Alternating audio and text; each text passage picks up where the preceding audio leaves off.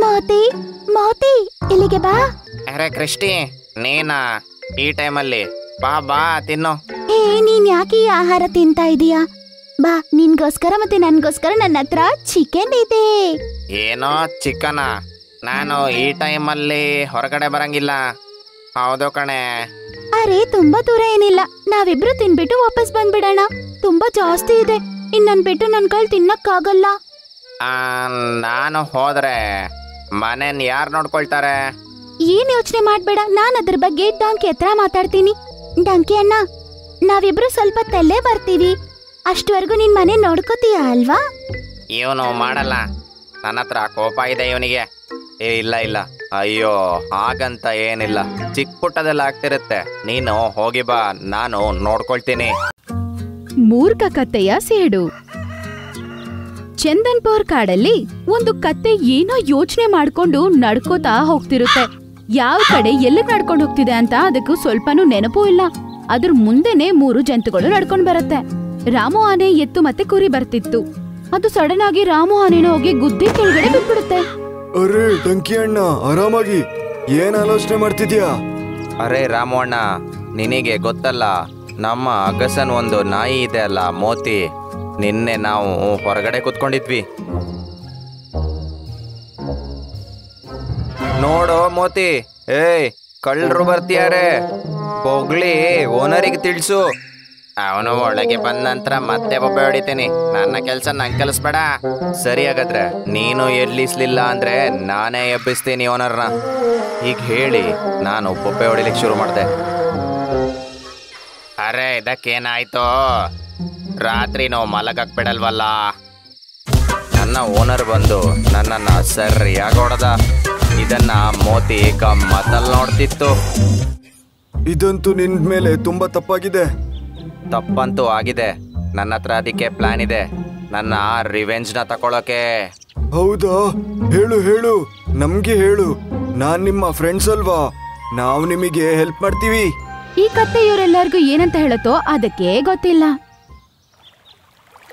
ಸಾಯಂಕಾಲ ದೋಬಿ ಬಟ್ಟೆ ಹೋಗಿತಾ ಇರ್ತಾನೆ. ಡಂಕಿ ಮತ್ತೆ ಮೋತಿ ಅವರವರ ಜಾಗದಲ್ಲಿ ಕೂತಿರ್ತಾರೆ. ಆಗ ಅವ್ರಿಗೆ ಏನೋ ಬೊಗಳು ಶಬ್ದ ಕೇಳಿಸುತ್ತೆ. ಆಗ ಮೋತಿ ತಿರುಗಿ ನೋಡುತ್ತೆ. ಆಗದ್ ನೋಡುತ್ತೆ, ಸ್ವಲ್ಪ ದೂರದಲ್ಲಿ ಸುಂದರವಾದ ಡಾಗಿ ಇರುತ್ತೆ. ಅರೆ ವಾ, ಚೆನ್ನಾಗಿರೋ ನಾಯಿ. ಮೋತಿ ಎದ್ದು ಅದ್ರ ಕಡೆಗೆ ನಡ್ಕೊಂಡು ಹೋಗ್ಬಿಡ್ತಾನೆ. ಹಲೋ, ನನ್ನ ಹೆಸರು ಮೋತಿ ಅಂತ. ಮತ್ತೆ ನಿನ್ನ ಹೆಸರು? ನನ್ನ ಹೆಸರು ಕ್ರಿಸ್ಟಿ. ಒಳ್ಳೆ ಹೆಸರು. ಎಲ್ಲಿರೋದ್ ನೀನು? ನನ್ನ ಮನೆ ಹಿಂದ್ಗಡೆ ಸ್ಟ್ರೀಟ್ ಅಲ್ಲಿ ಇದೆ. ಹೀಗೆ ಅವರಿಬ್ಬರ ಮಧ್ಯೆ ಸ್ವಲ್ಪ ಹೊತ್ತು ಮಾತುಕತೆ ನಡೆಯುತ್ತೆ. ಮತ್ತೆ ಮೋತಿ ಅಂತಾನೆ, ಓನರ್ ಬರೋ ಟೈಮ್ ಆಯ್ತು, ಹೊರಡ್ತೀನಿ ನಾನು. ಇನ್ನೂ ಸ್ವಲ್ಪ ಹೊತ್ತು ಇರ್ಬೋದಲ್ವಾ, ಮಾತಾಡ್ಬೋದು? ಇಲ್ಲ ಇಲ್ಲ, ನಾನು ನಿಲ್ಲಂಗಿಲ್ಲ. ಸರಿ, ಹಾಗಾದ್ರೆ ನಾಳೆ ಸಿಗೋಣ. ಹಂಗಂತೇಳಿ ಮೋತಿ ವಾಪಸ್ ಹೋಗ್ಬಿಡ್ತಾರೆ. ಛೇ, ಈ ನನ್ ಮಗ ಬಂದ್ಬಿಟ್ನಾ? ಛೇ, ಇವನ್ ಇಲ್ಲ ಅಂತೇಳಿ ಓನರ್ ಕೋಪ ಬಂದು ಇವನಿಗೆ ಸರಿಯಾಗಿ ಹೊಡಿತಾರೆ ಅನ್ಕೊಂಡಿದ್ದೆ. ಸಾಯಂಕಾಲ ಸಮಯದಲ್ಲಿ ಕತ್ತೆ ಹುಲ್ ತಿನ್ಬಿಟ್ ಬರೋಣ ಅಂತ ಹೋಗುತ್ತೆ. ಕಾಡಲ್ಲಿ ಅದರ ಸ್ನೇಹಿತರನ್ನ ನೋಡುತ್ತೆ. ಅಲ್ಲಿ ಕ್ರಿಸ್ಟಿ ಕೂಡ ಇರುತ್ತೆ. ಏನ್ ಕ್ರಿಸ್ಟಿ, ಇಷ್ಟ ಚಿಕ್ಕ ಕೆಲ್ಸನೂ ಆಗಿಲ್ಲ. ಓನರ್ ಬರೋದಕ್ಕಿಂತ ಮುಂಚೆನೆ ಅವನು ಬಂದ್ಬಿಟ್ಟ. ಅರೇ ಪರವಾಗಿಲ್ಲ, ಬಂದಿಲ್ಲ ಅಂದ್ರೆ. ಆದ್ರೆ ನೋಡ್ತಿರು, ನಾಳೆ ಖಂಡಿತ ಟ್ರೈ ಮಾಡೇ ಮಾಡ್ತೀನಿ. ಇಲ್ಲ, ಇದು ಚೆನ್ನಾಗಿಲ್ಲ. ನನ್ನ ಹತ್ರ ಬೇರೆ ಪ್ಲಾನ್ ಇದೆ. ಆಮೇಲೆ ಕತ್ತೆ ಒಂದು ಪ್ಲಾನ್ ಕೊಡುತ್ತೆ. ರಾತ್ರಿ 12 ಗಂಟೆಗೆ ಕರೆಕ್ಟ್ ಆಗಿ ಡೋಬಿ ಬರ್ತಾನೆ. ಮೋತಿ ಮತ್ತೆ ಕತ್ತೆ ಇಬ್ರು ಅವರವರ ಜಾಗದಲ್ಲಿ ಕೂತಿರ್ತಾರೆ. ಅವನು ಒಳಗಡೆ ಹೋಗಿ ಮೋತಿಗೆ ಆಹಾರವನ್ನು ತಗೊಂಡ್ ಬಂದು ಅದರ ತಲೆ ಮೇಲೆ ಕೈ ಇಟ್ಟು ಅದಕ್ಕೆ ಊಟ ಇಡ್ತಾನೆ. ಮೋತೆ, ಆರಾಮಾಗಿ ತಿನ್ನೋ ಮಗ ನೀನು. ಆಮೇಲೆ ಅವನು ಹೋಗಿ ಮಲ್ಕೊಂಡ್ಬಿಡ್ತಾನೆ. ಮೋತಿ ಊಟ ತಿನ್ನಕ್ ಶುರು ಮಾಡತ್ತೆ. ಆಗ ಕರೆಕ್ಟ್ ಆಗಿ ಕ್ರಿಸ್ಟಿ ಬರ್ತಾಳೆ. ಮೋತಿ ಮೋತಿ ಇಲ್ಲಿಗೆ ಬಾ. ಅದನ್ನ ನೋಡಿದ ತಕ್ಷಣ ಮೋತಿ ಸಂತೋಷದಿಂದ ಹೀಗನ್ನತ್ತೆ, ಅರೆ ಕ್ರಿಸ್ಟಿ, ನೀನಾ ಈ ಟೈಮಲ್ಲಿ? ಬಾ ಬಾ ತಿನ್ನು. ನೀನ್ ಯಾಕೆ ಈ ಆಹಾರ ತಿಂತಾ ಇದೀಯಾ? ಬಾ, ನಿನ್ಗೋಸ್ಕರ ಮತ್ತೆ ನನ್ಗೋಸ್ಕರ ನನ್ನ ಹತ್ರ ಚಿಕನ್ ಇದೆ. ಏನೋ ಚಿಕನ? ನಾನು ಈ ಟೈಮಲ್ಲಿ ಹೊರಗಡೆ ಬರಂಗಿಲ್ಲ. ಹೌದು ಕಣೆ. ಅರೆ ತುಂಬಾ ದೂರ ಏನಿಲ್ಲ, ನಾವಿಬ್ರು ತಿನ್ಬಿಟ್ಟು ವಾಪಸ್ ಬಂದ್ಬಿಡೋಣ. ತುಂಬಾ ಜಾಸ್ತಿ ಇದೆ, ನನ್ ಬಿಟ್ಟು ನನ್ ಕೈಲಿ ತಿನ್ನಕ್ಕಾಗಲ್ಲ. ನಾನು ಹೋದ್ರೆ ಮನೇನ್ ಯಾರು ನೋಡ್ಕೊಳ್ತಾರೆ? ಏನ್ ಯೋಚನೆ ಮಾಡ್ಬೇಡ, ನಾನ್ ಅದ್ರ ಬಗ್ಗೆ ಡಾಂಕಿ ಹತ್ರ ಮಾತಾಡ್ತೀನಿ. ಹಂಗಂತೇಳಿ ಕ್ರಿಸ್ಟಿ ಡಾಂಕಿ ಹತ್ರ ಹೇಳುತ್ತೆ. ಡಾಂಕಿ ಅಣ್ಣ, ನಾವಿಬ್ರು ಸ್ವಲ್ಪ ತಲ್ಲೇ ಬರ್ತೀವಿ. ಅಷ್ಟವರೆಗೂ ನಿನ್ ಮನೆ ನೋಡ್ಕೋತೀಯ ಅಲ್ವಾ? ಇವನು ಮಾಡಲ್ಲ. ನನ್ನ ಹತ್ರ ಕೋಪ ಇದೆ ಇವನಿಗೆ. ಇಲ್ಲ ಇಲ್ಲ, ಅಯ್ಯೋ ಹಾಗಂತ ಏನಿಲ್ಲ, ಚಿಕ್ಕ ಪುಟ್ಟದೆಲ್ಲ ಆಗ್ತಿರುತ್ತೆ. ನೀನು ಹೋಗಿ ಬಾ, ನಾನು ನೋಡ್ಕೊಳ್ತೀನಿ. ಕತ್ತೆ ಮಾತು ಕೇಳಿ ಮೋತಿಗೆ ತುಂಬಾ ಆಶ್ಚರ್ಯ ಆಗತ್ತೆ.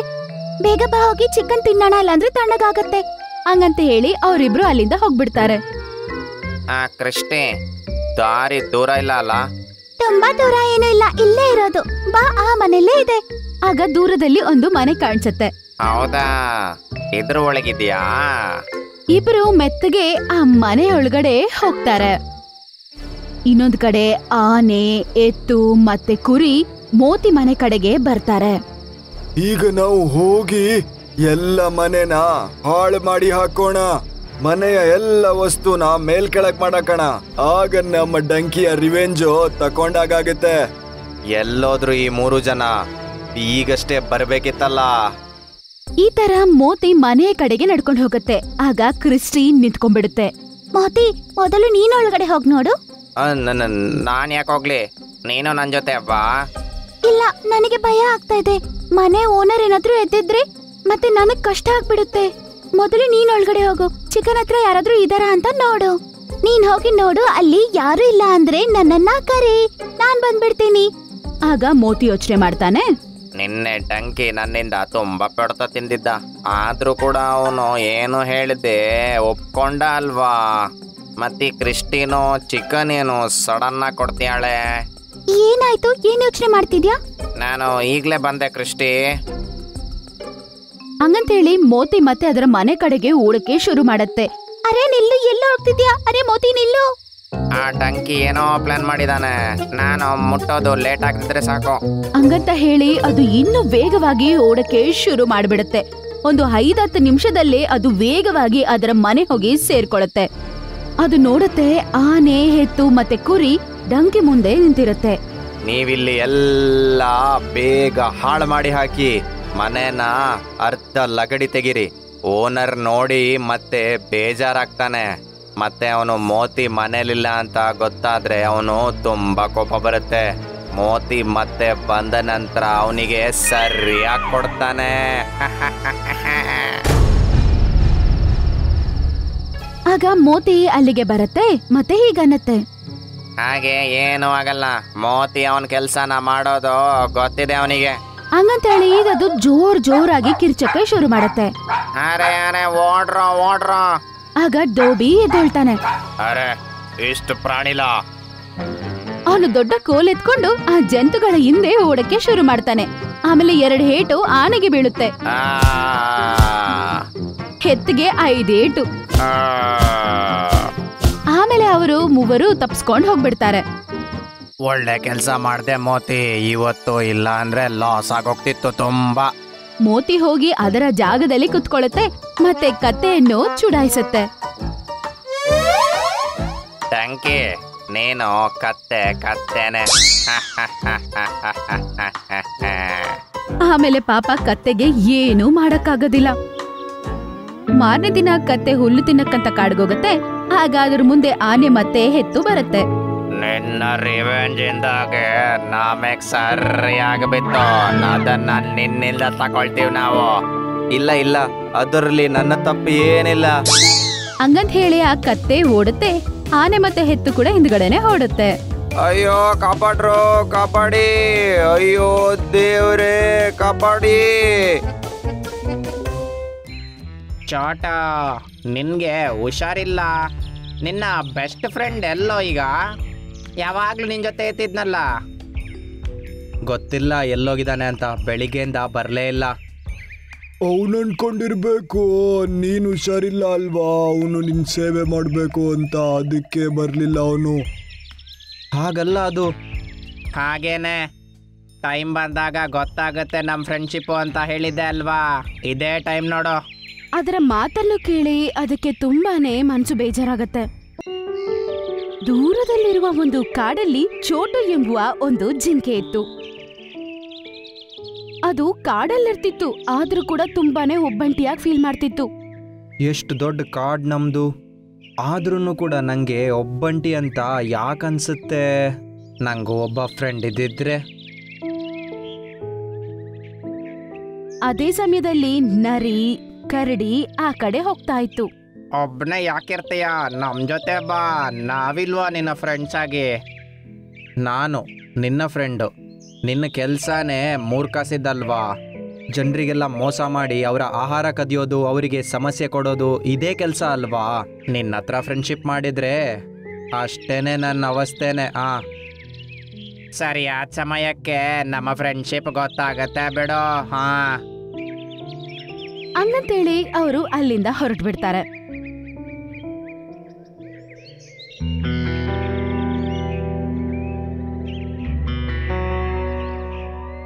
ಸ್ವಲ್ಪ ತಾದ್ಮೇಲೆ ಜಿಂಕೆಯ ವಯಸ್ಸಲ್ಲಿರುವ ಒಂದು ಆನೆ ಅದರ ಕಡೆ ನಡ್ಕೊಂಡ್ ಬರ್ತಿರೋದು ಕಾಣಿಸುತ್ತೆ. ಪ್ರೀತಿಯ ಜಿಂಕೆಯೇ, ನನ್ನ ಹೆಸರು ಜಂಬೋ ಅಂತ. ಈ ಕಾಡ್ಗೆ ಹೊಸದಾಗಿ ಬಂದಿದ್ದೀನಿ ನಾನು. ನಾನು ಚೋಟು ಜಿಂಕೆ ಅಂತ. ನಾನಿಲ್ಲಿ ಹುಟ್ಟಿದಾಗದಿಂದ ಇದ್ದೇನೆ. ಹಂಗಂತ ಹೇಳ್ತಾ ಇಬ್ಬರಿಗೂ ನಗು ಬರುತ್ತೆ. ಆಮೇಲೆ ಅವರಿಬ್ರು ಒಬ್ಬರ ಜೊತೆ ಒಬ್ರು ಚೆನ್ನಾಗಿ ಮಾತಾಡ್ಕೋತಾ ಇರ್ತಾರೆ. ಚೋಟು, ಇಲ್ಲಿ ಯಾವ್ದಾದ್ರು ಜಾಗ ಇದೆಯಾ ನನ್ನ ಮನೆನ ಮಾಡ್ಕೊಂಡು ನಾನಿರಕ್ಕೆ? ಅಂತ ತುಂಬಾ ಜಾಗಗಳಿವೆ. ನೀನು ನನ್ನ ಜೊತೆಗೆ ಬಾ ಈಗ.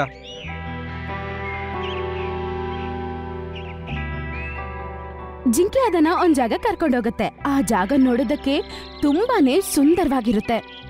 ಅರೆ ವಾ, ಇಲ್ಲಿ ನಾನು ನನ್ನ ಮನೆನ ಆರಾಮಾಗಿ ಮಾಡಬಹುದು. ಹೌದು ನನ್ನ ಫ್ರೆಂಡ್, ನಾನು ಕೂಡ ನಿನಗೆ ಹೆಲ್ಪ್ ಮಾಡ್ತೀನಿ. ಗೆಳೆಯ, ನಾನು ನನ್ನ ಮನೆನ ಮಾಡ್ಕೋತೀನಿ, ನೀನು ತೊಂದ್ರೆನ ತಗೊಳ್ಬೇಡ. ಅದನ್ನ ಕೇಳಿ ಕೂಡ ಅದಕ್ಕೆ ಸಹಾಯ ಮಾಡ್ಲೇಬೇಕು ಅಂತ ಜಿಂಕೆ ಅನ್ಕೊಳ್ಳುತ್ತೆ.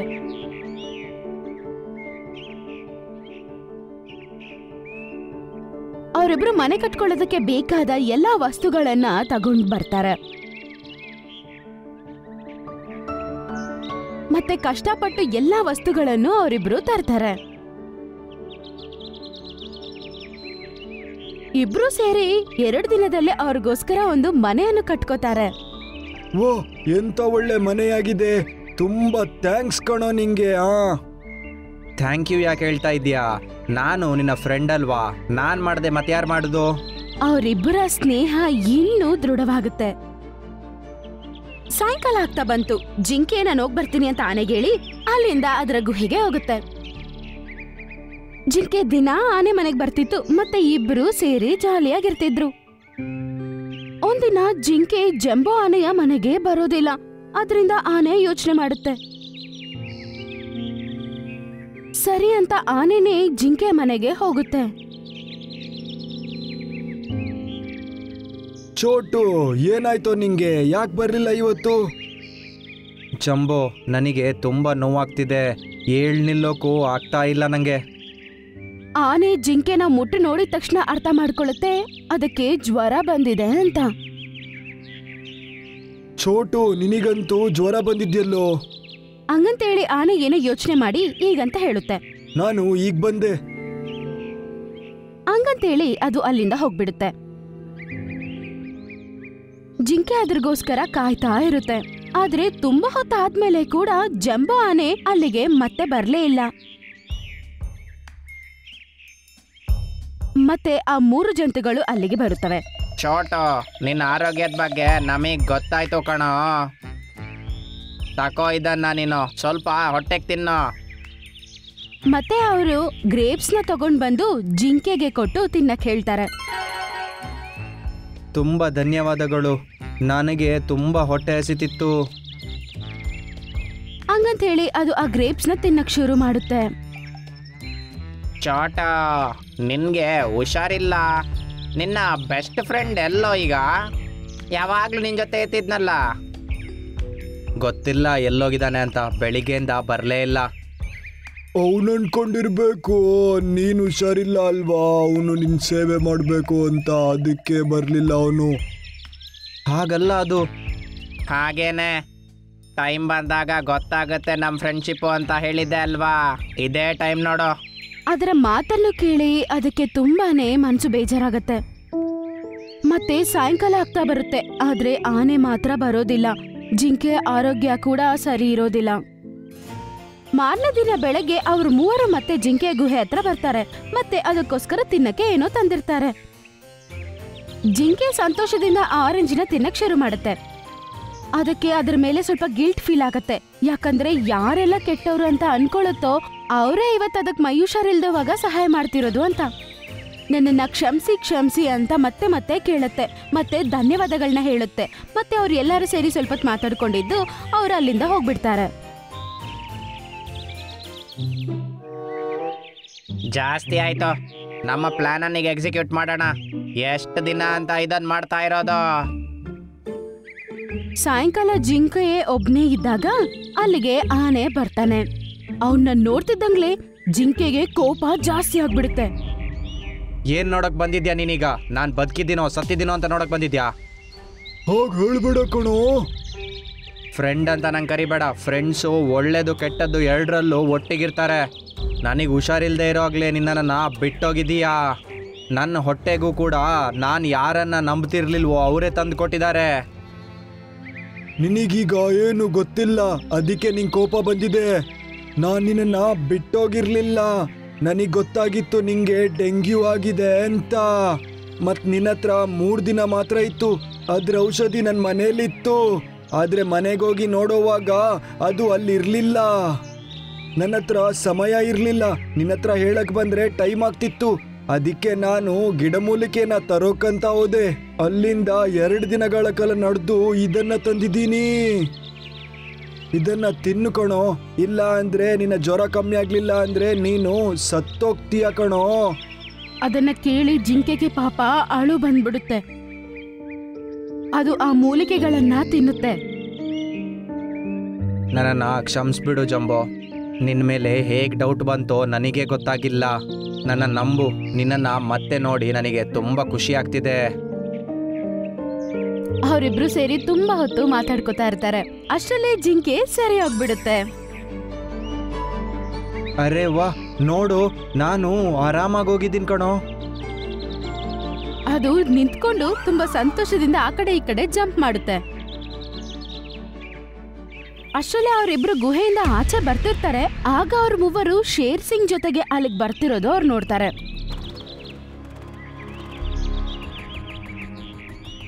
ಅರೆ, ನಿಮ್ ಜೊತೆ ಈ ಶೇರ್ ಸಿಂಗ್ ಏನ್ ಮಾಡ್ತಾ ಇದ್ದಾನೆ? ಶೇರ್ ಸಿಂಗ್, ಇದೇ ಜಿಂಕೆ ನಾವು ನಿಮಗೆ ರೆಡಿ ಮಾಡಿರೋದು. ಅದನ್ನ ಕೇಳಿ ಅದು ಭಯ ಪಡುತ್ತೆ. ಈಗ ಅದಕ್ಕೆ ಅರ್ಥ ಆಗತ್ತೆ ಅವ್ರ ಮೂವರು ಅದಕ್ಕೆ ಯಾಕೆ ಸೇವೆ ಮಾಡಿದ್ರು ಅಂತ.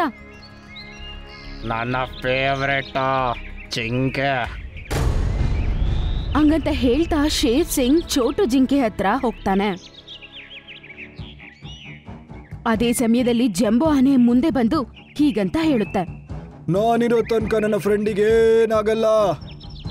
ಹಂಗಂತ ಹೇಳಿ ಶೇರ್ ಸಿಂಗ್ ನ ಒದಿಯುತ್ತೆ. ತಕ್ಷಣ ಅವನೋಗಿ ದೂರ ಬೀಳ್ತಾನೆ.